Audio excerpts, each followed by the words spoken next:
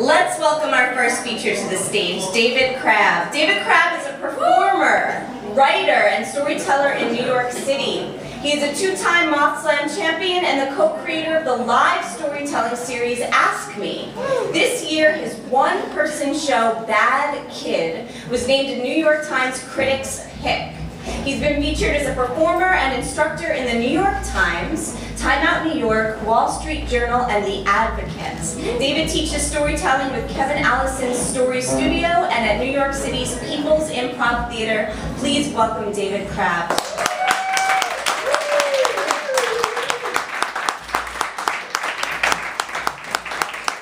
Thank you. Oh, wow. I don't mind my baby mama so much, but I fucking can't stand that kid. The stories have been really great tonight. I was so excited for the lip thing. I wanted to be a zombie. I was like, the fantasy geek in me was like, she made out with a zombie in a club. Just a killer of women. But I had to say, listening to a bunch of stories tonight, it's been very sweet because like there was this story where someone very carefully didn't want to say the word blowjob. And earlier you were talking about your parents making noises. If that's the tone, I want to apologize for everything that's going to come out of my mouth. So when I was a freshman in college, my first job out of college was at a book, music, and video store called Hastings. Hastings was kind of like a Borders, but in the South. And I was the periodical manager. I was in charge of all the magazines. And basically, I got paid a minimum wage, 20 hours a week to look at pornos. Hastings carried many, many pornos, just a world of pornography that you can't even imagine. And my job was to put all the pornos in these green bags so it would cover whatever terrifying image was on the front, but you could still see the title on the top. But the very secret Big Brother part of my job was I had to take this metallic sticker and I put it in the magazine so that if anyone tried to steal it, it would set off an alarm at the front of the store. And the alarm literally went porn, porn, porn. It sounded just like that. So, you know, every other 18-year-old kid I know thinks that they're so psyched. I'm like, dude, you get paid fucking all day to look at porn, man. And at first, it was really exciting, but if you've ever been paid to stand in a horrible fluorescent lit room and look at porno for 20 hours a week, it really fucking kills your soul quickly. The amount, there were twinks and grandmas and interracial and girls that looked like they were underage, but they weren't, they're not. So many magazines, and like, whatever thrill could have been in the pornography was quickly gone because like, pornography is supposed to be something you enjoy alone, not something that like you're stickering while like an 8-month-old pregnant woman eating a Cobb salad. It's like, we don't know where to send Jenny for kindergarten. And there's like an image of like a grandma peeing on someone's chest in front of you. It's just not right. That's not how you're supposed to enjoy your pornography. So I started to really resent the porn, and at first when I had my little silver stickers, I was very careful. I didn't want to intrude on anyone's porn enjoyment. So I would put the sticker on like the subscription card, but then I started to get fucking pissed, and I resented the porn. So I would take it and I would like run it up like the waxed asshole of a twink in Eurocream. In jugs, I would bend it in the centerfold so that when someone tried to open it, they would tear a nipple off of either girl. The idea being that no like 45-year-old father of three was going to return a Barney DVD and be like, I'm really sorry, but the centerfold of this man's penis is totally mutilated. Like it wasn't going to happen.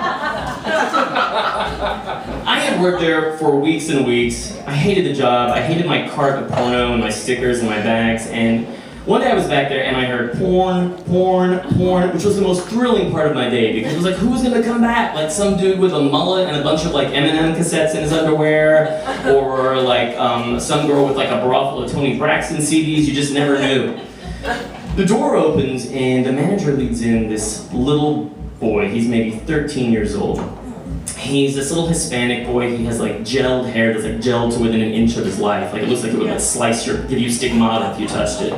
He's in this like pressed baby blue shirt and these khaki pants. He looks like a little Blockbuster employee. And she brings him in, and my manager brings him in, sits him down, and just starts to go on. Kid, you set the alarm off. I know there's something in your pants. You should just take it out now. You should show us all what it is. It's gonna save you a lot. I feel like I'm in an FBI interrogation at a certain point.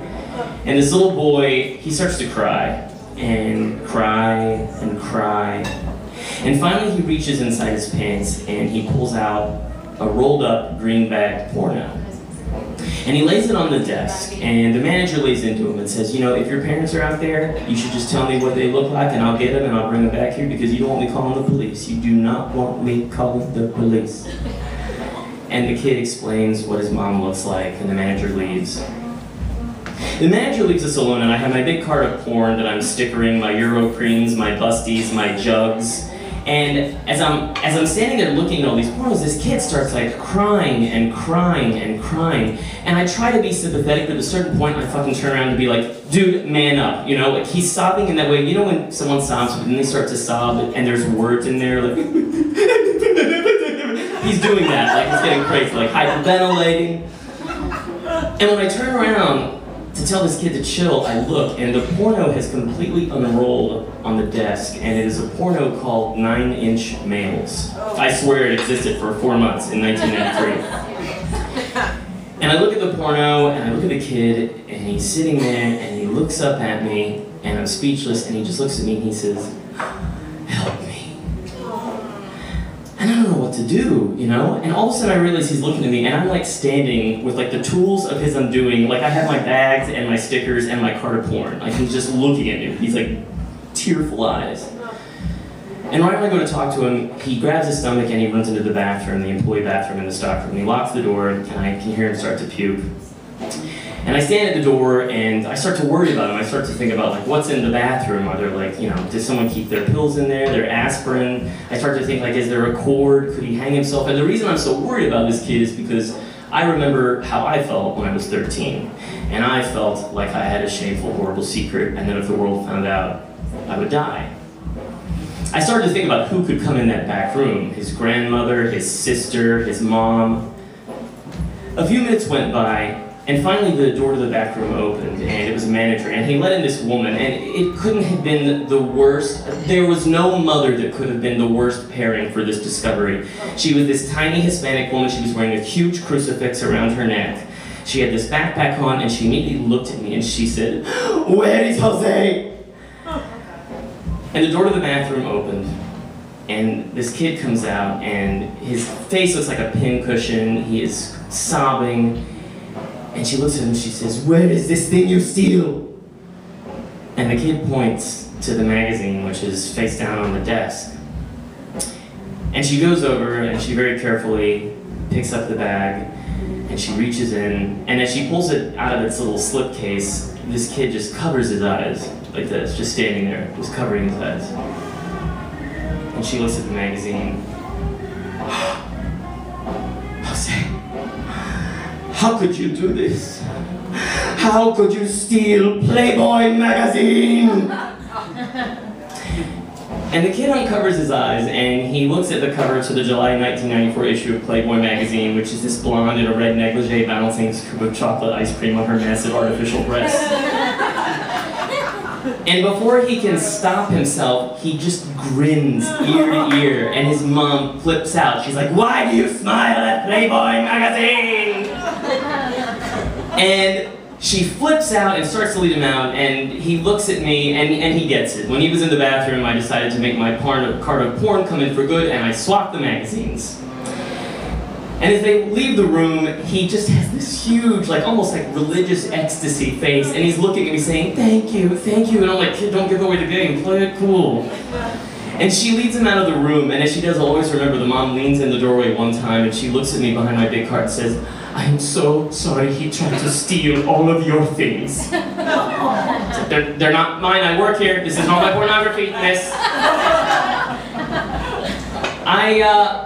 I watched them walk out, and she got really pissed and walked out of the store, and he was hovering in the little hall for a minute, and I was taking my big old cart of porn out, and out from one of the book aisles, this huge guy comes out. He was this huge guy in a cut-off t-shirt. He had a handlebar mustache and a mullet. He had this trucker cap on that actually had fishing lures hooked off the side of the brim. Like he was one of those. A lot of Jeff Foxworthy cassettes in his truck, I'm sure. And he looked at his kid and he patted him on the back. And I could tell that he looked at him not like, "I can't believe you did that." He looked at him like, "I knew your mom was wrong." Like that's how he looked at her. And I started to think, oh my God, did I just give this kid like an endless excuse to not come out of the closet for years and years and years? Like, that father years and years from then could be like, Dad, guess what? They're doing Peter Pan in school this year, and they're actually gonna let the lead be a boy, and it's me! He stole a Playboy. He stole a Playboy magazine. I only worked at that place a few more weeks because the Big Brother aspect of it was way too much for me to deal with, and shortly thereafter I began my illustrious college career as a barista, where I'm pretty sure that nothing I ever did behind an espresso machine almost accidentally outed a child to his parents. Thank you.